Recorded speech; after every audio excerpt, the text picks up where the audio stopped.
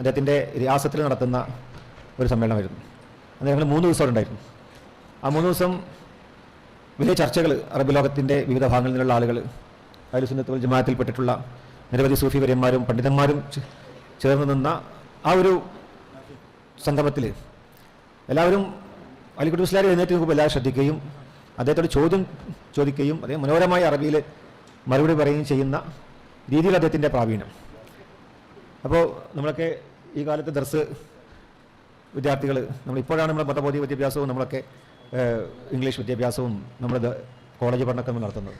പക്ഷെ അതിനു മുമ്പേ 50കളിലൊക്കെ ദർസിൽ പഠിക്കുന്ന കാലത്ത് അന്ന് തന്നെ വിദ്യാഭ്യാസം, ഇംഗ്ലീഷ് വിദ്യാഭ്യാസവും ഭൗതിക വിദ്യാഭ്യാസമൊക്കെ സ്വായത്തമാക്കാൻ അദ്ദേഹത്തിന് സാധിച്ചിരുന്നു. ആ ഒരു ഫൈസി ഉസ്താദ് വരുന്നുണ്ട്, അദ്ദേഹത്തെ സ്വാഗതം ചെയ്യാണ്. അപ്പം അങ്ങനെയുള്ള വലിയ ഒരു പാണ്ഡിത്യം എന്നുള്ളത് മുഴുവൻ സമയവും പഠിക്കാൻ അദ്ദേഹം ശ്രമിച്ചിരുന്നു. ഞങ്ങളുടെ പിതാവും ഞങ്ങളുടെ കുടുംബവുമായി വളരെ അടുത്ത ആത്മബന്ധം പുലർത്തിയിരുന്നൊരു വ്യക്തിയാണ്. എന്തുണ്ടെങ്കിലും പാണക്കാട്ടേക്ക് വരും. അവിടെ എന്ത് വിശേഷം ഉണ്ടെങ്കിലും, ഇപ്പോൾ മാസം കാണുന്ന വിഷയമാണെങ്കിലും അവിടെ വന്ന് അന്ന് ആ ചർച്ചയിൽ പങ്കെടുത്തുകൊണ്ട് വാപ്പയൊക്കെ സഹായിക്കാൻ അദ്ദേഹം. വാപ്പയുടെ പല കാര്യങ്ങളിലും ഫത്വ ചോദിക്കുമ്പോൾ മസല ചോദിക്കാൻ ഉസ്താദിനെയാണ് വിളിച്ചു വരുത്താറ്. ഉസ്താദ് വന്ന് എല്ലാ കാര്യങ്ങളും പരിശോധിച്ച് അവർ ചർച്ച ചെയ്താണ് പല സാമൂഹ്യ വിഷയങ്ങളിൽ അവിടെ ഫത്വയും നിയമങ്ങളൊക്കെ പറഞ്ഞു കൊടുത്തിരുന്നത്. അപ്പോൾ ഞങ്ങളുടെ കുടുംബക്ക് വലിയ താങ്ങായിരുന്നു, ഒരു ആശ്വാസമായിരുന്നു ഉസ്താദിൻ്റെ സാന്നിധ്യം എന്നുള്ളതാണ്. അപ്പം അങ്ങനെ എപ്പോഴും ഞങ്ങൾക്ക് ചെറിയ കുട്ടിയായിരിക്കും ഇപ്പോഴുമുണ്ട്. ഞാനൊക്കെ ചെറിയ ഓർമ്മ വെച്ച കാലം മുതൽ കാണാൻ തുടങ്ങിയ ഒരു വ്യക്തിയാണ്. അന്ന് മുതൽ കുട്ടികളായി ഞങ്ങളുടെ കൈ പിടിച്ച് അദ്ദേഹം ഒത്തു. ഞങ്ങൾ പിടിച്ച് വലിച്ചാലും അത് കൈമുത്തി ഞങ്ങളെ കണ്ട എഴുന്നേറ്റ് നിൽക്കും.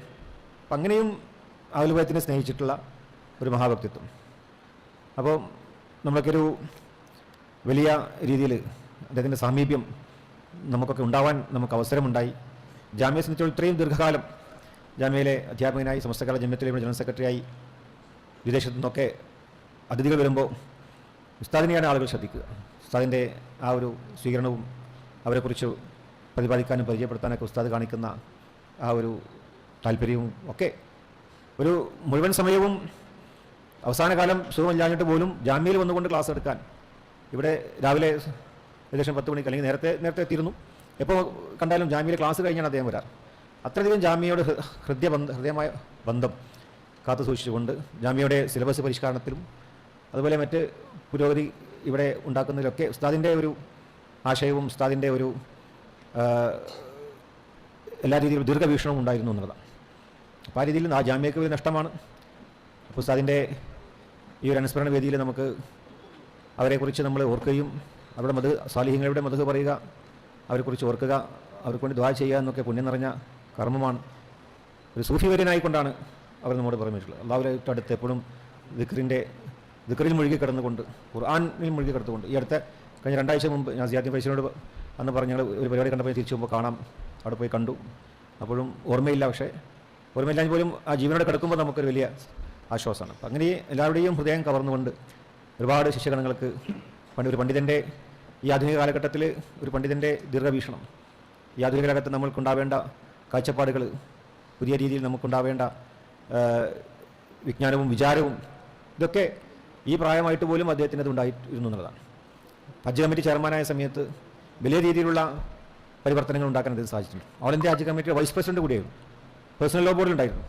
അങ്ങനെയൊക്കെയുള്ള വലിയ സാഹചര്യത്തിൽ കടന്നു വന്ന അദ്ദേഹത്തിന് അള്ളാഹു അവർക്ക് മാഫറത്തും മർഹമത്തും പ്രദാനം ചെയ്യുമാറാവട്ടെ.